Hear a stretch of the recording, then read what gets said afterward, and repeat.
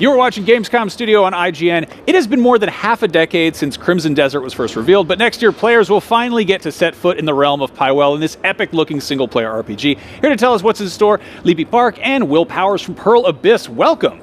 Thank you, Max. Okay, so this is a beautiful-looking game. I think a lot of people were blown away by that initial reveal. At Gamescom, you're showing off this game in action properly, and it looks really fun. I want to know what's going on in this world and what's at stake here. Who are we? What are we doing? Well, let's start by talking about what we're doing at Gamescom. Libby built the booth with her own 2 hands, so... Yes, I did it. Alone, all by myself. Jokes, yes. Yeah, so the concept of the booth itself, if I start with our booth design, it was heavily inspired by the actual castle that exists within the build we are showing at the Gamescom this year. So this is the castle that you are actually going to have this final boss within the build.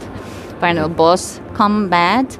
And we wanted to, since this hands-on build is pretty immersive enough, we wanted to actually drag out that immersiveness for the fans. So we tried our best to build this, the actual realistic enough looking castle. You've got a tavern, right? Yeah. Yes, and the tavern. That actually, the tavern itself also exists, not the exact design, but also the concept of the tavern actually also exists in our game, so people can find out once we launch our game. So yeah, the focus and goal was immersiveness. And so what we've shown up to this point has mostly been focused on combat. This build's really special because this is the first point where we're pulling back the curtain and showing what the plot of the game's about. You're getting your first chance to see the open world and kind of roam around in it. And players are seeing this for the first time. And what's so cool, you said the game's beautiful. Thank you, by the way. But everything you see is explorable. Anything you see, I get to do the Todd Howard thing. If you see it, you can go there. You can climb that mountain. Nice. Now let's talk about who we're playing as. Who's the protagonist? So that's Cliff. He is in a mercenary group called the Greymanes, who are fighting to have and bring back really safety to this continent of Pywell. They're in a struggle against an opposing faction called the Drunken Black Bears. Okay, that sounds like a formidable foe, an inebriated Ursine. Yeah, I want to talk about Black Desert Online has maybe the most impressive character creator I've ever seen in a game. What was behind the decision to have a bespoke protagonist here, and I guess how much customization will players have over him, outfits, abilities, skills, all that? So, thank you, by the way. Black Desert, award-winning character creator, and I think that's one of the reasons why we're not calling this an RPG, because we feel like there's a lot of connotations associated with that word, whether it's creating your own character and role-playing as them, or experience points and leveling up systems. Those aren't in this game. Oh, okay. So that's why we're not calling it an RPG, we're calling it an open-world action-adventure game, but there is still a lot of customization that players can have over Cliff. Not just cosmetically, as well as stat points over his armor and how he looks, but also in kind of how they play as their character.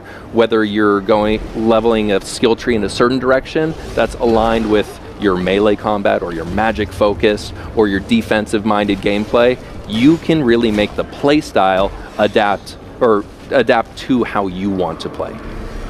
Cool. Now, I want to talk about traversal, because obviously a big part of an open world game is just getting around it. And there's some really, just a second ago, he turned into something bird-shaped, I guess, and was flying. Crow's wings. Tell us about that. Tell us about the different ways you can get around, different mounts, different means of moving. So traversal is very important in an open world sprawling continent like this. We call it the continent of Pywell because it's so massive.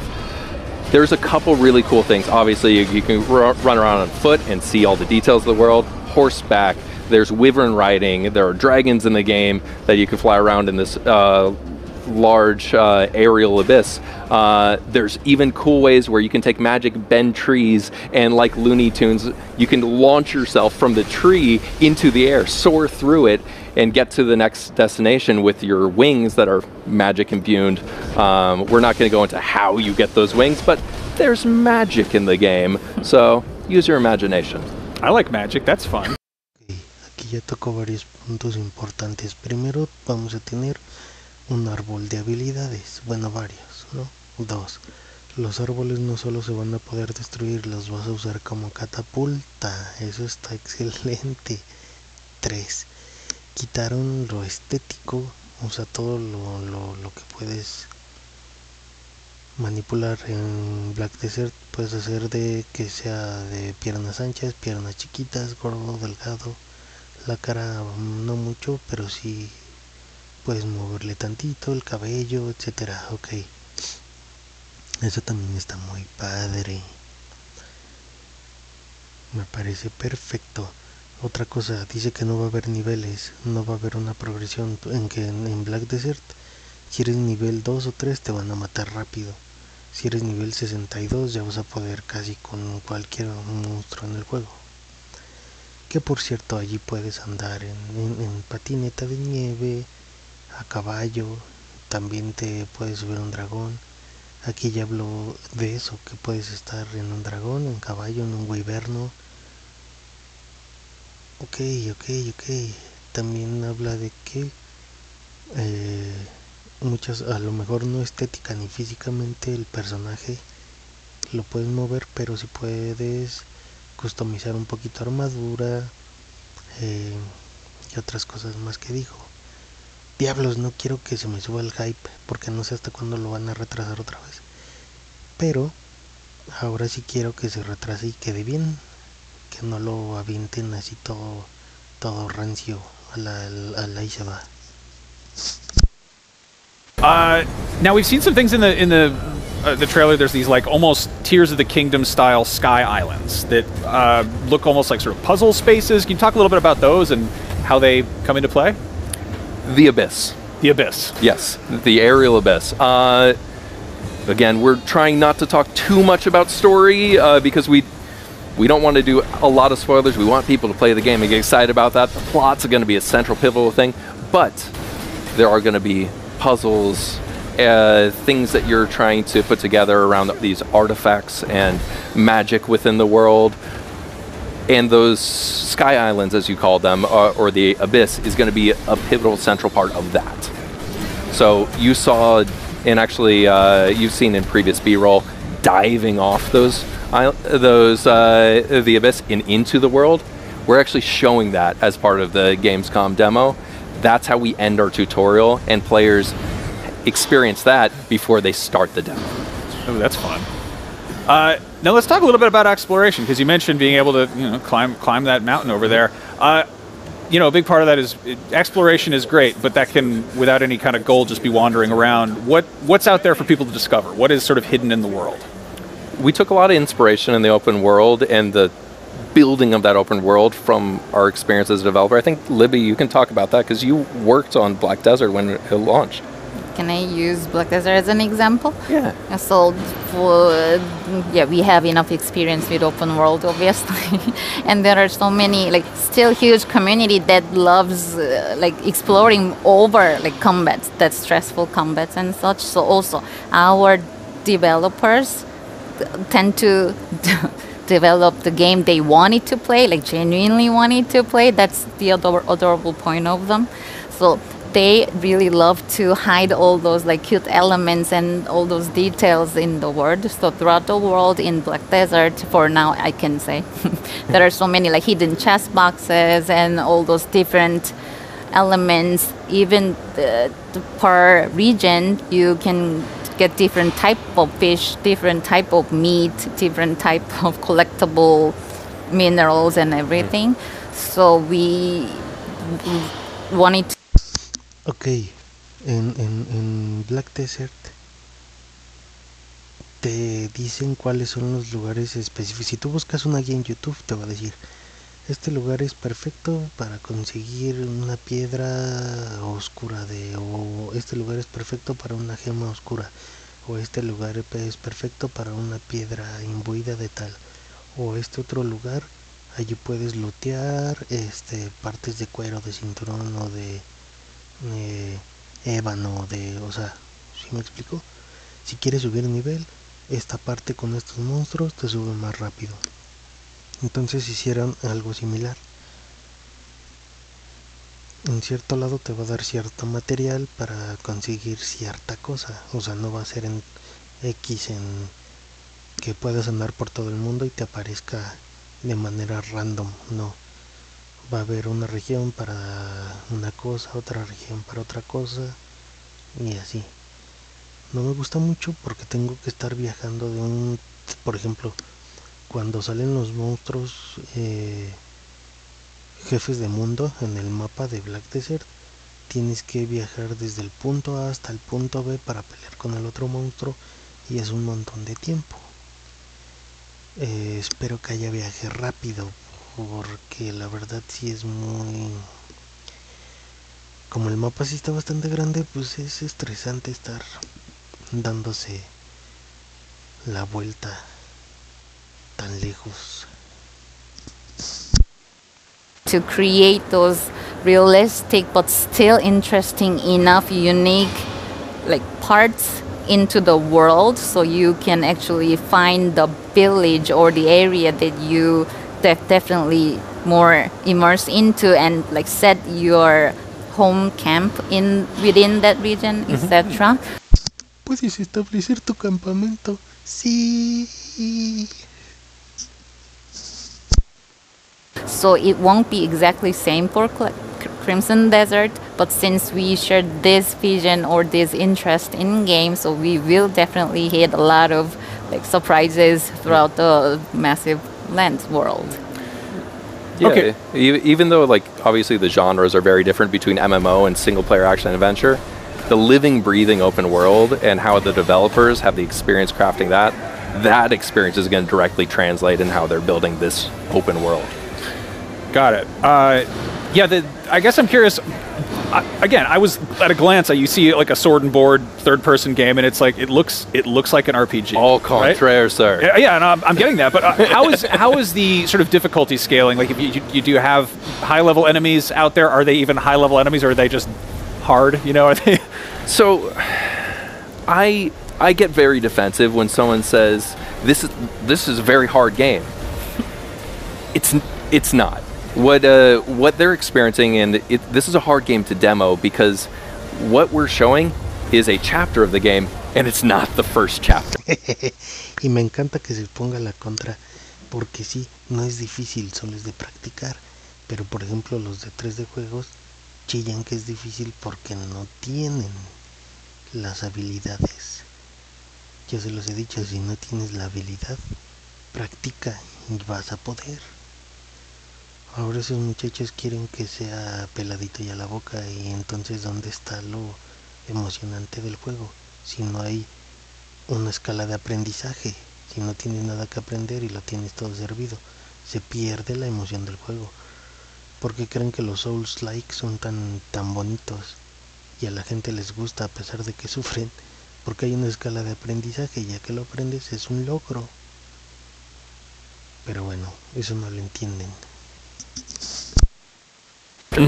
So we're giving people 5 minutes of tutorial to ramp up into several hours into the game.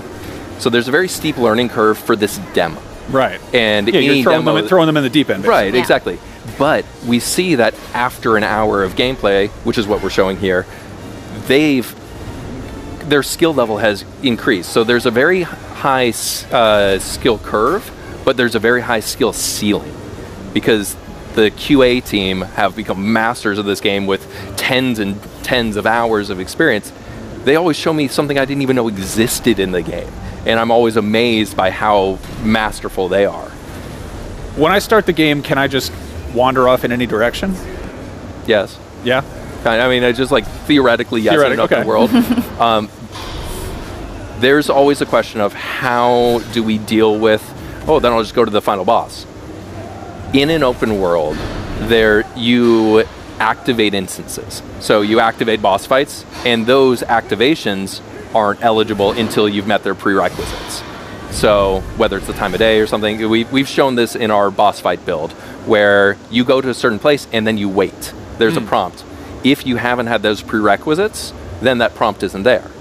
So you can't just zoom to the end. Gotcha. But in terms of the open world, I mean, up to a certain extent, you can explore it. Okay. Again, we haven't revealed the scope and scale of everything yet, but it is an open world. What are your personal favorite details in this game? Like, what is like one little... Ok, eso también está chido. Porque si no, podrías hacer como los que hacen speedrun. Como los güeyes que se fueron a pelear directito en el de Zelda. Se aventaron como 4 horas pegándole, quitándole sangre mínimamente. Pero lo mataron sin haber explorado el mundo, ni hecho las demás misiones, ni metido en la historia. Y pues eso no estaría tan chido, ¿no?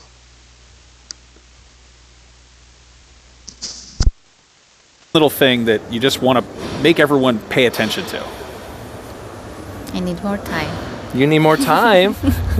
There's so many things. I really, really love, and this, I promise this isn't a cop-out answer. We've demoed this game so many times for so many people, and because of the way that the technology and our proprietary engine works that we built this game upon, every time you load into it, the weather, the temperature, everything is different. And those aren't just cosmetic details. If you see on the bottom left of the screen, that temperature, if you start this demo on the top of a mountain, if that's under 0 degrees Celsius, you start seeing breath. Come out, you zoom in, and you can see Cliff's breath. Frost starts developing on his beard. There are certain of those elements, I'm not going to tell you right now, that affect gameplay. So it's really cool and extremely hard to demo when every time you load into the game it's different. You can't consistently show off the same things, but it makes it exciting and it makes it rewarding to show it off because it's different every time. Sweet. When is this game coming out? I want to play it. Well, she's not getting out of her answering her favorite thing. What's your detail? You had plenty of time. He was covering for you, run interference. Oops. I actually really love the weather in game, if it makes sense. Because of thanks to our primary engine, they can do all these crazy magics. I personally, our lives, day-to-day lives are so stressful, and I'm living in Netherlands with very sad weather throughout the year. So, but in game, the sunset looks amazing. The reflection on the... Con lo que dijo este chavo, no me quiero emocionar, pero puede que se afecte la temperatura, como les decía en Black Desert. En el desierto tienes que tomar agüita porque te empieza a bajar la sangre. Pero en la montaña no pasa nada. Quizá aquí tengas que usar una antorcha para no morir de frío. Eso espero. Like surface of water is like crazy good. So whenever I just see those beautiful sceneries, like it still makes me feel, oh my God, this is the baby we are working, we are creating. I mean, that is like an underappreciated thing about open world games is like, do you want to go to this world? Like, is it a place you want to spend 100 hours or whatever? Like, that's important. That's something worth considering. On top of that, whenever our studio, they're so excited to explain what they actually implemented this round of the build. So it's so, for me, like I'm not the dev, so I cannot understand all those details, but their excitement and the things they're focusing on, it's alien-y language, but it's so beautiful in a way. Based on what I'm seeing here, it seems like they've been keeping pretty busy, so I'm dying. Again, when can I play this game? Do we have a... Yes, we do have a release window. Okay. So Crimson Desert, you will be able to play it in Q1 2026, available on PC, natively on Mac, as well as on console, PS5, and Xbox Series X and S. No, hijo, ya no te creo. Eso dicen, y luego, chin, se retrasó finales, y luego, chin, se retrasó a 2027. Pero como ya dije, por lo que estoy leyendo, vale la pena, así que tárdense lo que quieran. Perfect. That is just in time for my seasonal affective disorder. Crimson Desert, hitting PS5, Xbox Series, and PC, and Mac early next year, but right now there's more Gamescom Studio on IGN coming up. Stick around. Pues así quedó, pibes. Estamos al pendiente.